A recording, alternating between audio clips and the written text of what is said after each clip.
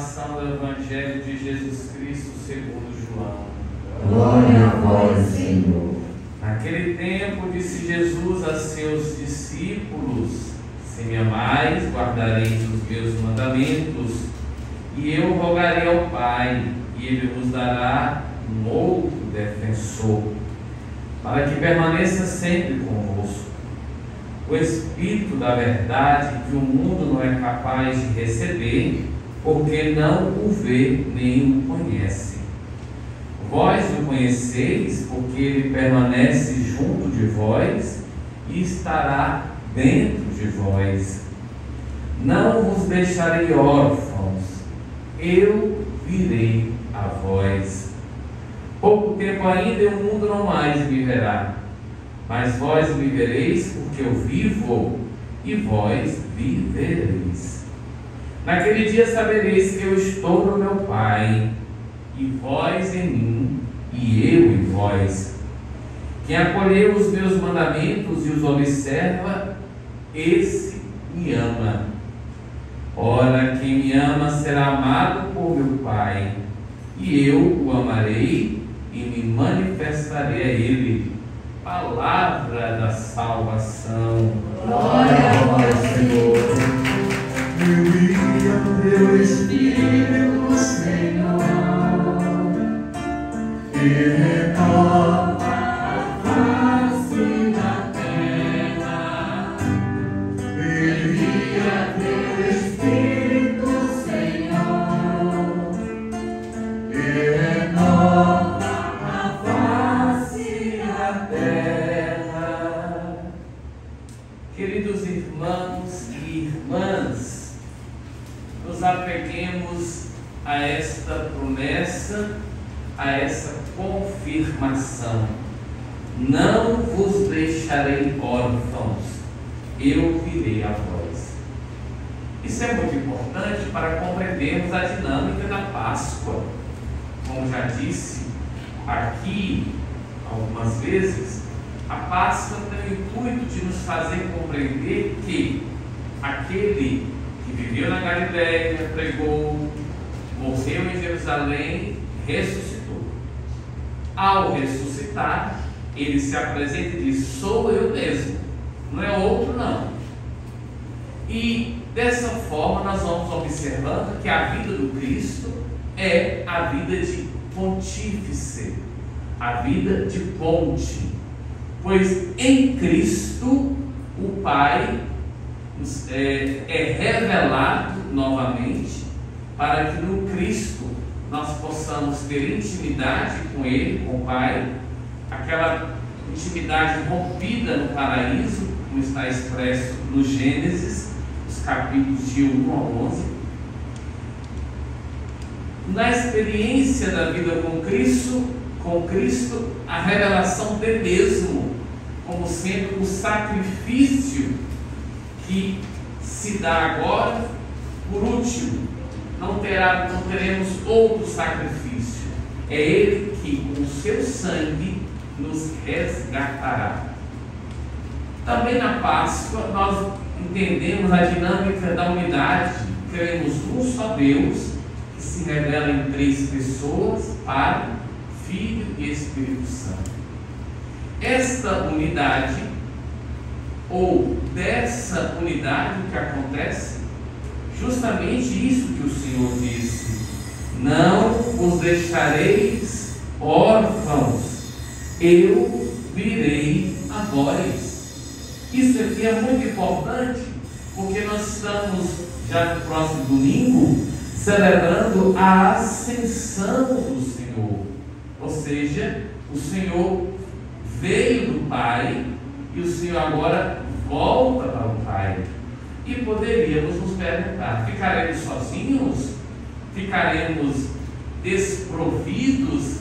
Ficaremos sem aquele que vai nos sustentar? Não. Não vos deixarei órfãos, eu virei a vós. E aí estamos prestes, daqui a 2 domingos, a celebrarmos justamente este grande mistério que é a revelação do Espírito Santo, o defensor, aquele que vai se tornar o mestre da vida interior de cada um de nós, vai nos ajudar a guardar os mandamentos, vai nos ajudar a amar o Senhor e vai nos ajudar, sobretudo, a compreender aquilo que Deus deseja para nós e, em especial, como diz o Evangelho de São João, Ele, o Espírito Santo, nos ajudará a permanecer em Deus. Está em moda a palavra procrastinação. Aquelas realidades onde as pessoas vão colocando para depois, às vezes até começam, mas não permanecem, não perseveram. E o interessante é que de Cristo Jesus, segundo o olhar de São João, já invoca de Deus essa graça de permanecer. No Evangelho de São João, por 40 vezes existe o verbo permanecer. Por que essa insistência?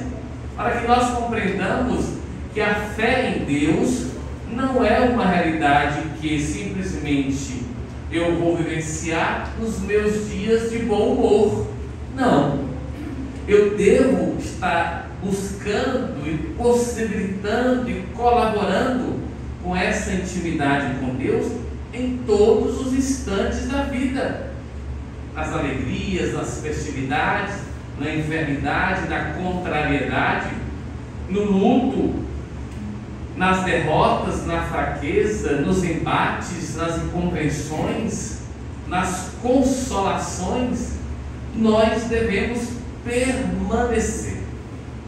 Isso deve ter muita clareza para que nós então não nos desviemos, porque o tentador, como diz o próprio Senhor, ele é mestre em nos enganar, ele é mestre em nos fazer achar que Deus se esqueceu de nós.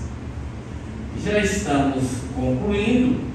Queremos só lembrar que nos Atos dos Apóstolos, nesse sexto domingo da Páscoa, nós vemos na pessoa de Filipe, depois na pessoa de Pedro e João, a expansão da fé e um gesto que não pode passar desapercebido.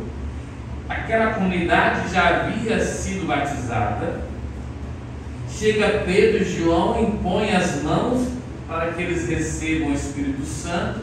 Aqui para nós é a chave para o sacramento do crisma, que na igreja nós celebramos.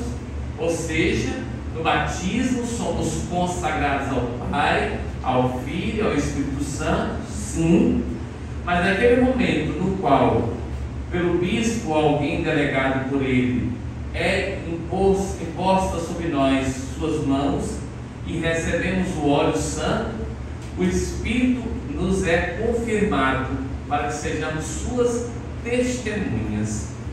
E aí temos a leitura da primeira carta de São Pedro, que pede a mim e aos senhores e senhoras que nós estejamos prontos a dar razão da vossa esperança a todo aquele que vos pedir. Aí Pedro diz algo bonito. Nós temos que dar razão da nossa esperança com mansidão e respeito e com boa consciência. Nada de ficar batendo boca. Se a pessoa não quer entender, paciência. E aí o Papa Francisco nos ajuda a entender o Dia das Mães. É lógico que o Dia das Mães é todo dia, todo instante, toda hora, todo momento. Mas é bom ter um dia no qual nós pensamos essa realidade. E o Papa Francisco diz algo: celebrar as mães é celebrar a cultura que vai contra o egoísmo. Porque a mãe se doa, a mãe se oferece, a mãe luta, a mãe se desdobra para que seu filho ou filha possa viver. Deus, que tem coração de mãe, se desdobra para que nós possamos viver. De modo que aquelas mães que já partiram, nossa gratidão, e nossa confiança, pedindo a Nossa Senhora que interceda por elas.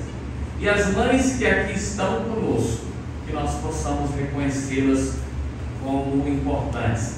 Ah, mas eu briguei, ela fez isso, eu fiz aquilo outro. Vamos buscar compreender cada geração e viver o dom do perdão.